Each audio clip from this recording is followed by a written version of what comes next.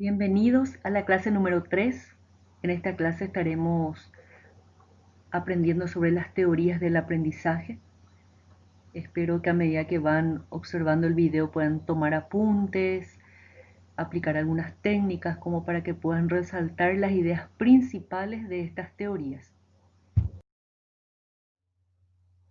Es importante resaltar que las teorías son construcciones teóricas que proponen cómo aprende el ser humano, desde diferentes perspectivas, puntos de vista y argumentos explicativos que integran elementos biológicos, sociales, culturales y emocionales. Este tema se ha seleccionado por la importancia que juegan las teorías de aprendizaje en la educación, debido a que generan una visión sistémica de este proceso de aprendizaje, lo que permite la toma de decisiones a la sociedad como conducir ese proceso educativo. Crean un modelo explicativo de cómo aprende el ser humano, lo que permite generar modelos educativos y metodologías que desarrollen el aprendizaje en función al modelo. Y así podemos responder a las preguntas principales de cómo aprendemos y cómo enseñamos. La primera teoría que vamos a mencionar será la teoría del conexionismo. El conexionismo es una corriente psicológica dentro del conductismo primero y luego del cognitivismo. El primer conexionismo fue formulado por Edward Torday, que lo entendía como una psicología de estímulo-respuesta. Por lo tanto, el conexionismo era entendido como una psicología de la contigüidad. Luego fue reformulado por Frank Rosenblatt, que consiste en un sistema de representaciones y transformaciones del conocimiento y se enmarca dentro de la psicología cognitiva. Él defiende un procesamiento de infinidad de elementos en paralelo.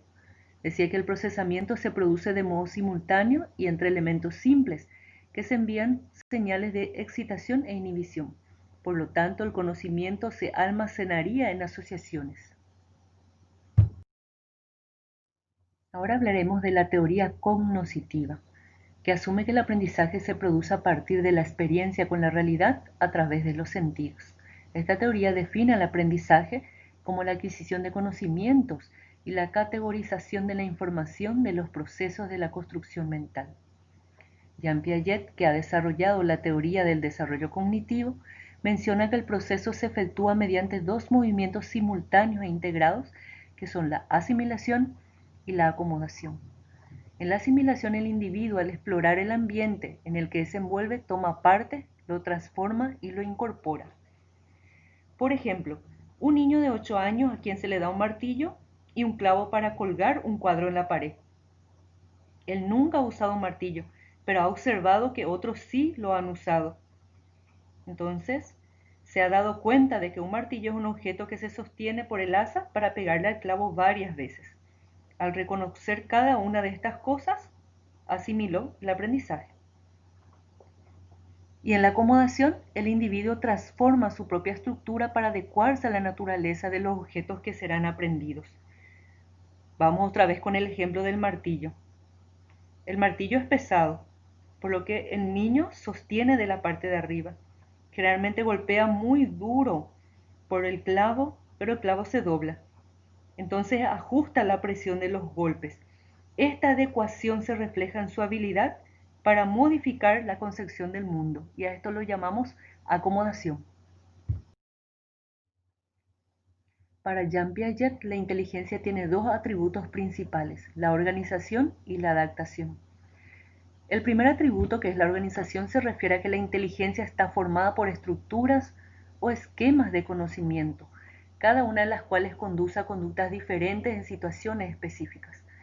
En la primera etapa de su desarrollo, porque Piaget habló de 4 etapas principales, el niño tiene esquemas elementales que se traducen en conductas concretas y observables, de tipo sensorio-motor.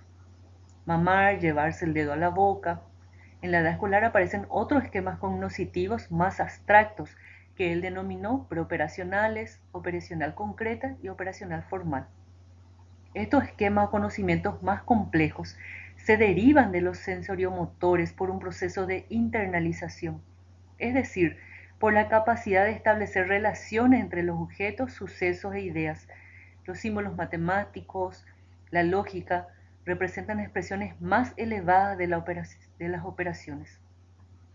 Y la segunda característica de la inteligencia es la adaptación, que consta de dos procesos simultáneos, la asimilación y la acomodación.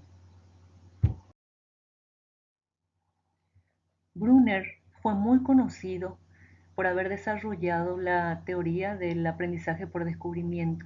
Él enfatiza el aprendizaje de las disciplinas académicas, porque son almacenes de conocimiento perdurable. Introducen a los niños a formar pensamientos para aprender a aprender. El aprendizaje debe hacerse en forma activa y constructiva, por descubrimiento. El profesor actúa como guía del alumno y poco a poco va retirando su ayuda hasta que el alumno pueda actuar cada vez con mayor grado de independencia y autonomía. Estas ideas de Brunner fueron la base para el aprendizaje constructivista. Para Brunner, el aprendizaje es el proceso de organizar, reordenar o transformar los datos de modo que permitan ir a una nueva comprensión. Para él, la meta es resolver problemas. El conocimiento verbal es la clave de la transferencia y el descubrimiento guiado es la forma de transmitir conocimiento. Ausubel, muy conocido por sus ideas, que también son la base del aprendizaje constructivista, él decía que postula que el aprendizaje implica una reestructuración activa de las percepciones, ideas, conceptos y esquemas que el aprendiz posee en su estructura cognitiva. También concibe al alumno como un procesador activo de la información mediante un aprendizaje sistemático y organizado. Para que el aprendizaje sea significativo, él decía que son necesarias al menos dos condiciones. En primer lugar, el material del aprendizaje debe poseer un significado en sí mismo, es decir, sus diversas partes deben estar relacionadas con cierta lógica.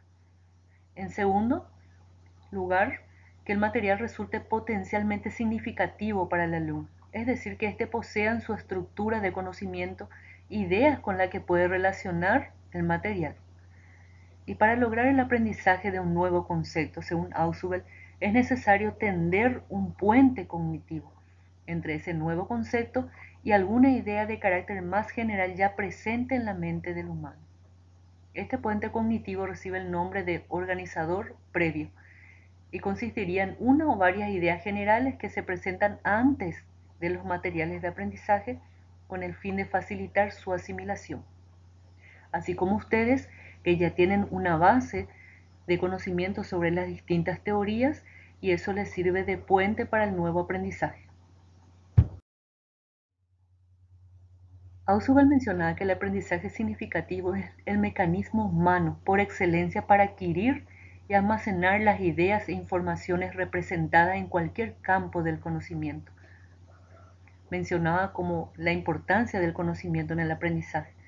Decía que el modelo cognoscitivo sugiere que uno de los elementos más importantes en el proceso de aprendizaje es que el individuo aporte algo a las nuevas situaciones de aprendizaje. Lo que ya sabemos que es como un andamio que soporta la construcción de todo aprendizaje futuro. Lev Vygotsky es el representante de la teoría sociocultural. Él se centraba en la participación proactiva de los menores en el ambiente que les rodea, siendo el desarrollo cognitivo fruto de un proceso colaborativo. Él sostenía que los niños desarrollan su aprendizaje mediante la interacción social, relacionándose con los demás. Decían que van adquiriendo nuevas y mejores habilidades cognitivas como proceso lógico de su inmersión a un modo de vida. Que aquellas actividades que se realizan de forma compartida permiten a los niños interiorizar las estructuras del pensamiento y comportamientos de la sociedad que les rodea, apropiándose así de ellas. La teoría de Vygotsky se basa principalmente en el aprendizaje sociocultural de cada individuo y por lo tanto en el medio en el cual se desarrolla. Él introduce el concepto de la zona de desarrollo próximo, que es la distancia entre el nivel real del desarrollo y el nivel del desarrollo potencial.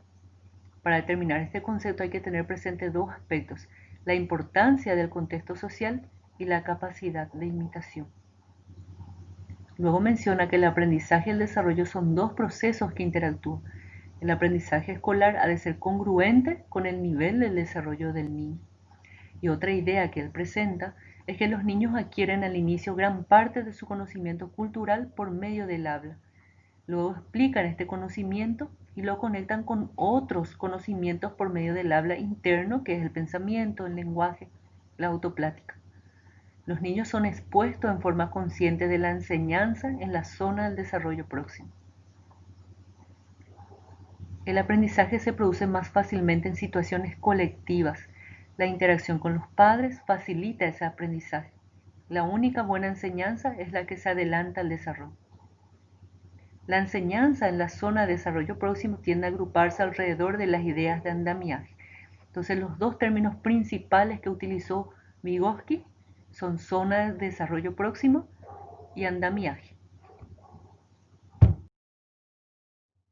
Un representante importante de la teoría cognitiva social es Albert Bandura, cuyas ideas son importantes para el pensamiento respecto al aprendizaje, la motivación y el manejo del salón de clases.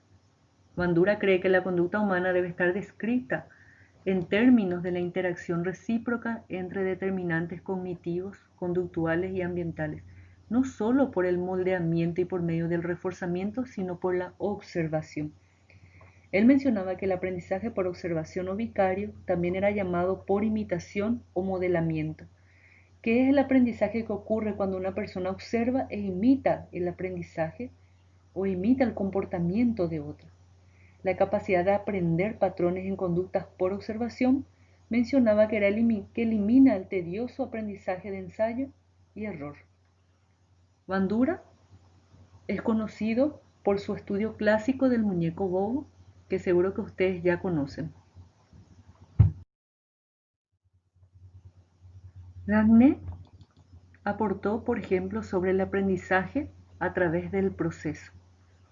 Él decía que por medio del proceso, que implica la motivación, la aprehensión, la adquisición, la retención, la recuperación, el desempeño y la retroalimentación, permitía despertar el interés en los alumnos, de que tengan atención, percepción y selección de los elementos, que sean capaces de codificar y almacenar, que acumulen, que adquieran, que practiquen y ejecuten y por último refuercen lo que han aprendido. Por lo tanto, él fue un representante del constructivismo que hasta el día de hoy se utiliza y donde menciona que el aprendizaje se realiza a través del proceso. Todas estas ideas que ya hemos estudiado sobre Brunner, Vygotsky, Ausubel, Gagné, se unieron y formaron lo que nosotros llamamos la teoría constructivista, que está centrada en la persona, en las experiencias previas, que se forman a través de nuevas construcciones mentales. El término constructivismo en la psicología se refiere a todas aquellas teorías y prácticas de corte constructivista, es decir, que se enfocan sobre el modo en que los individuos crean sistemas para comprender su mundo, sus experiencias, la estructura significativa donde se construye la personalidad del ser humano. En el constructivismo psicológico, los modelos teóricos no ven al ser humano como un receptor pasivo de experiencias y aprendizajes, ni como esclavo de pasiones, sino como constructores activos de sus estructuras de relación. Desde una postura psicológica y filosófica, argumenta que el individuo forma o construye gran parte de lo que aprende y comprende. Destaca la situación en la adquisición y perfeccionamiento de las habilidades y los conocimientos. Desde el punto de vista del constructivismo, el maestro no enseña en el sentido tradicional, que es pararse frente a la clase e impartir el conocimiento, sino que acuden a materiales con los que los alumnos se comprometen activamente mediante su manipulación e interacción social. En esta imagen podemos visualizar las teorías que son la base para el constructivismo: la psicolingüística de Chomsky, el cognitivismo de Brunner, el aprendizaje social de Ausubel, el interaccionismo social de Vygotsky, el aprendizaje social de Bandura y la psicología genética de Piaget. Con esto finalizamos la clase. Espero que hayan podido tomar apuntes sobre los aportes y las ideas principales de cada uno de estos teóricos para que puedan realizar el trabajo que les he asignado. Las fuentes a utilizar son el libro de Anita Wolford y el libro de John Santrop. Hasta pronto.